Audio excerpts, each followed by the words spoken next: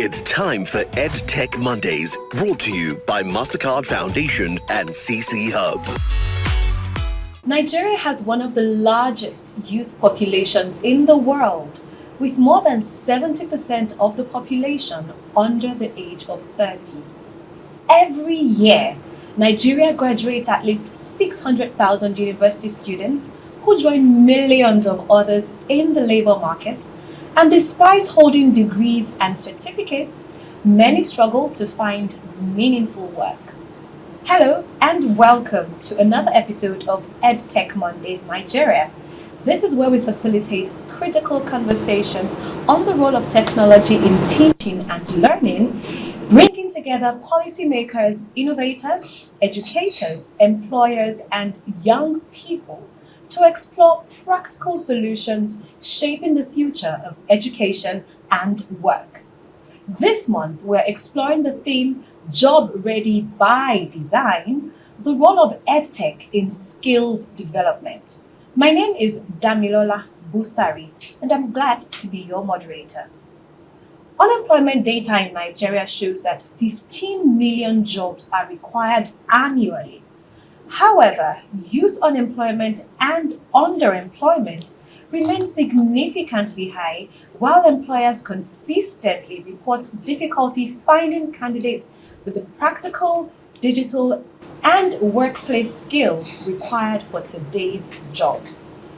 At the same time, emerging sectors such as technology, AI, digital services, renewable energy, e-commerce, and of course the creative economy are creating entirely new career opportunities that did not exist in the last decade.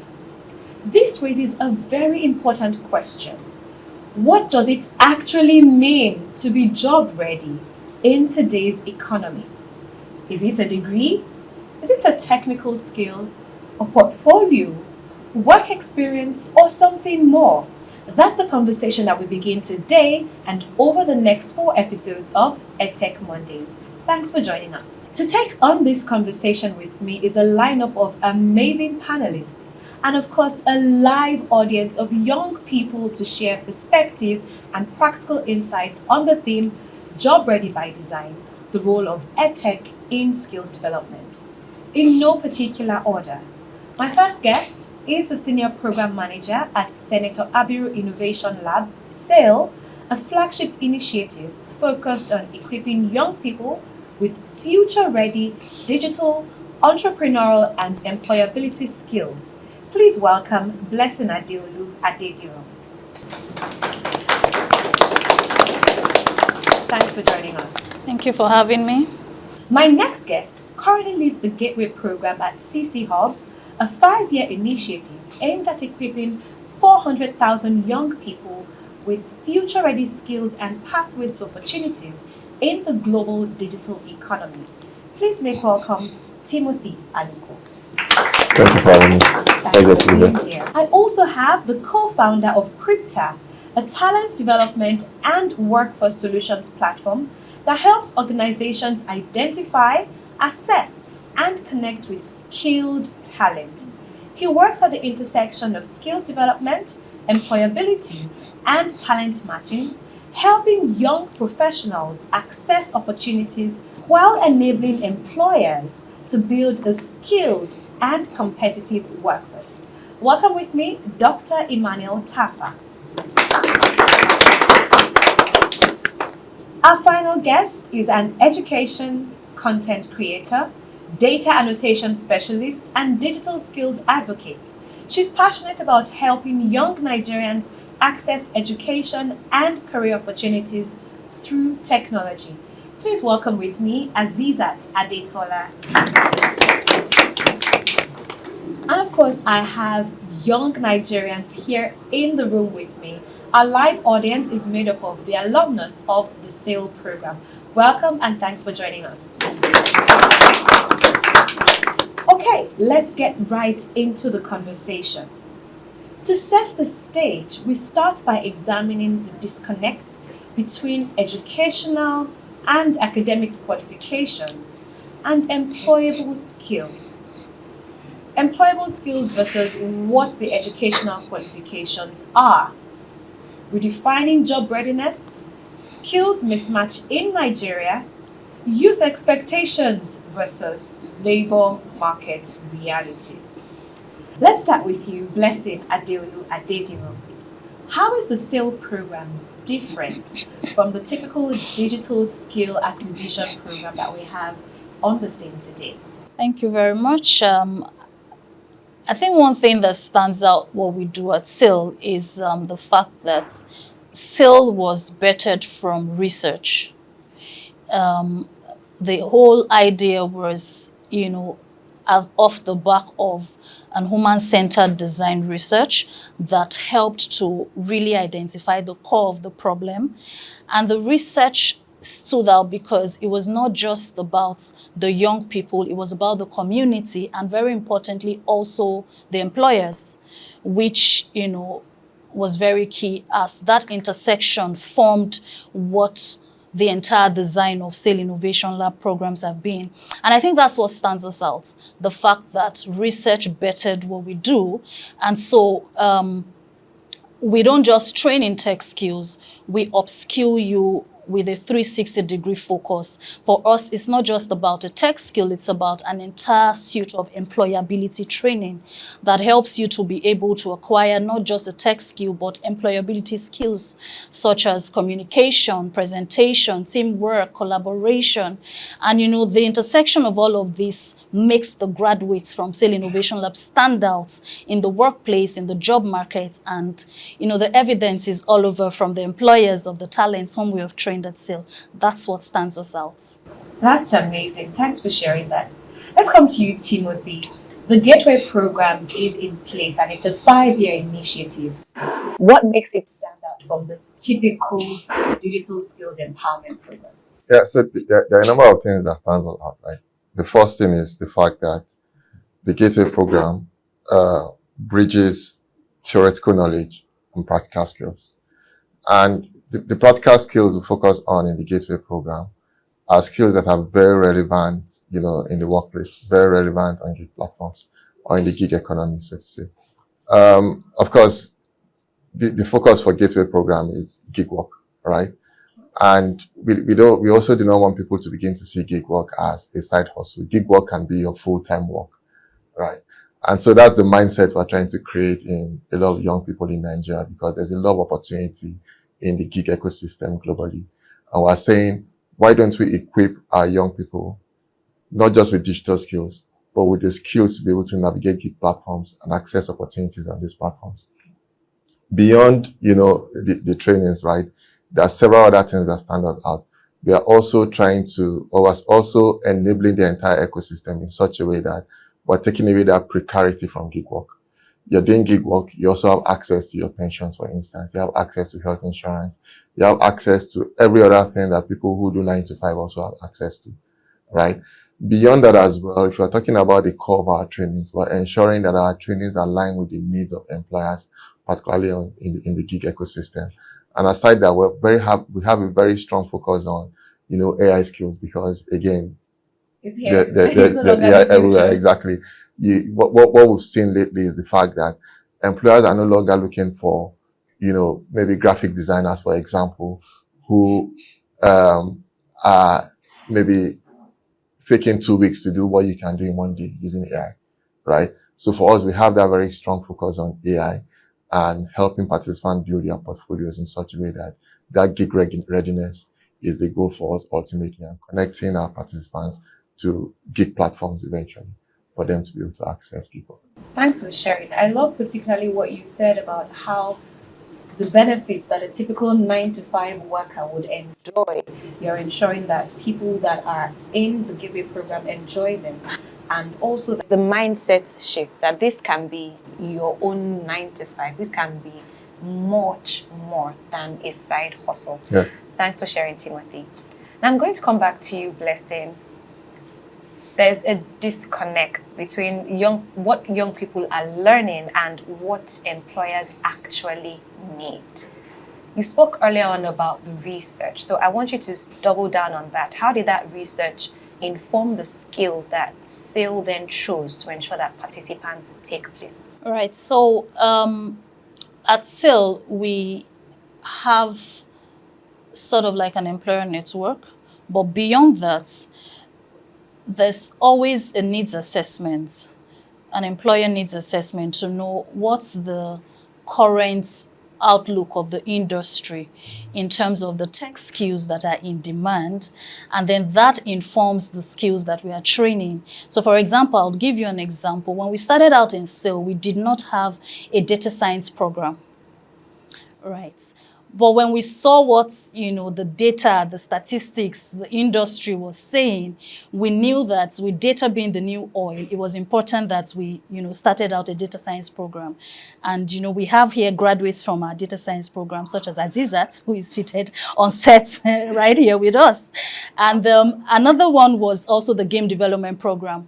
We did not have a game development program when we started. I think it was in year 2, we started the game development program, also in response to what the industry was telling us. So it's an ongoing, and that also speaks to the fact that research is never one-off.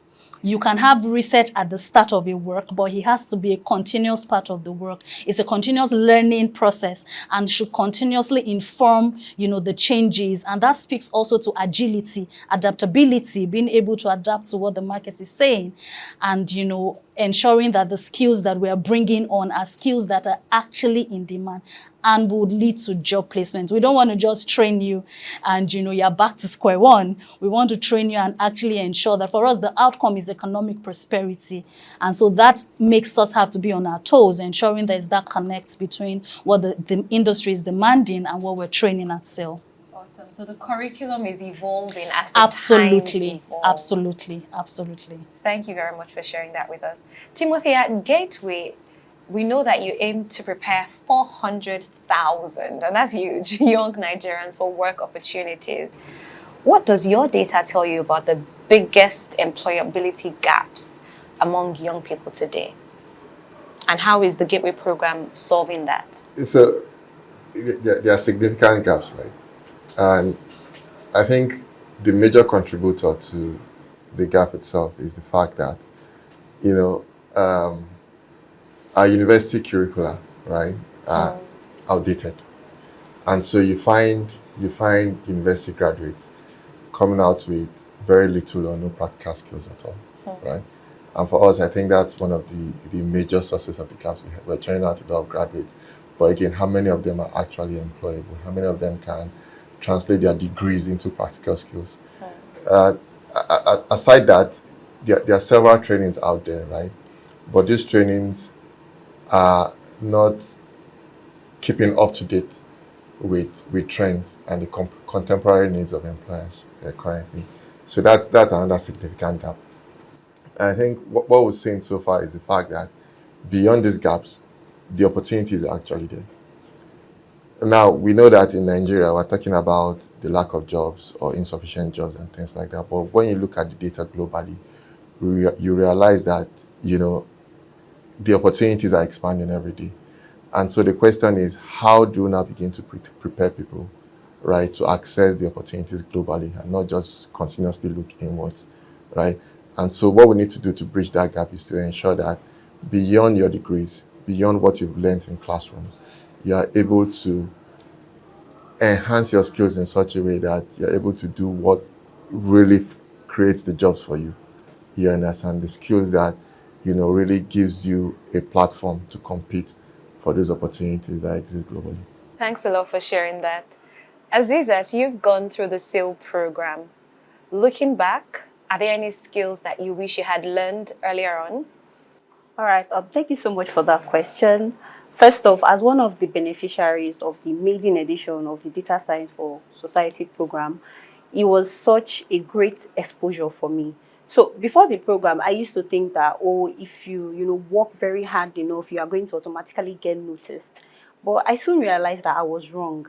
But after attending the program, I think aside for the technical skills that was taught, they also doubled down on the soft skill part. And one important skill that I learned there was communication skills, ability to effectively communicate, your ideas, to storytell, to network with people and even ask for opportunities. So this is one skill that I wish that I'd learned earlier on. And another skill I think needs to come into the limelight is digital skill. I'm not necessarily talking about the coding part, but the part where you can build your personal brand, create content and use technology to solve problems. So these are skills that I wish I had learned earlier. Awesome, but we're glad where you are right now, Yeah, right? thank you. One other thing that I would like you to share with us, what in your opinion is the biggest difference between classroom learning and workplace expectations? What you see in the real world versus what school made you think you would see when you're done? To be honest, it's coming down to exposure and application of what is being taught. A lot of times we take programs in schools that, like Mr. Timothy said, are outdated, and some of them are not even practical. Until I started sale, I just kind of like read things in theory. But when I came to sale and I saw how you could apply something that you've learned to the real world. So for example, we learned how to, plot your code into a visual view. And I think that day we all felt very, very excited in the room because for the first time we could see like a real life application. Another one that we learned during the program was, converting your code into real there's this what I'm trying to look for, like converting your code into a real view of locations in Nigeria. These are things that if we were just learning, with a whiteboard and marker, we wouldn't have understood the application. So one disconnect that is missing is applying what you've learned, being able to apply what you've learned into solving real world problems. And this is one skill that a lot of employers are usually looking for. That's awesome. That's awesome. Thank you very much for sharing, Blessing. I think this would be a good time to have a question or a comment from someone in the audience. Are there any disconnects that you have seen in your own experience, or do you even have a comment or a question totally different from that? My name is Velu Omotola. I am a data scientist and social entrepreneur. So when I gained admission into SAIL Innovative Lab, most of what I was being taught in the university was different from what we are being taught here. It was really practical because I did teacher fellowship here, and most of us that were being admitted, we didn't know that we can reach out to the outside world by reaching out to our clients, which are the students, that we can teach where we are. But when we come into this program, we are taught how we can create virtual class and how we can make use of instructional material online, and also for the STEM, how they can make use of online lab to teach their students, and also scientific way of teaching students. So thank you. Thank you very much for your contribution, Bello. I'm sure that one thing that stands out from the conversation we've had today is the practicability of things, being able to translate whether skills or formal education into real world experiences that would make a difference with the employers. We definitely can tell that job readiness is no longer defined by qualifications alone. Employers increasingly value problem solving, communication, adaptability, digital fluency, and the ability to learn continuously.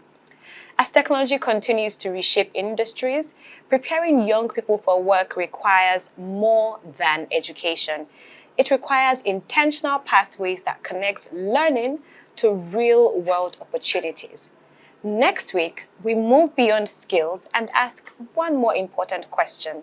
How do young people discover the right career path in a world of endless possibilities? My question for you, dear listener, is this.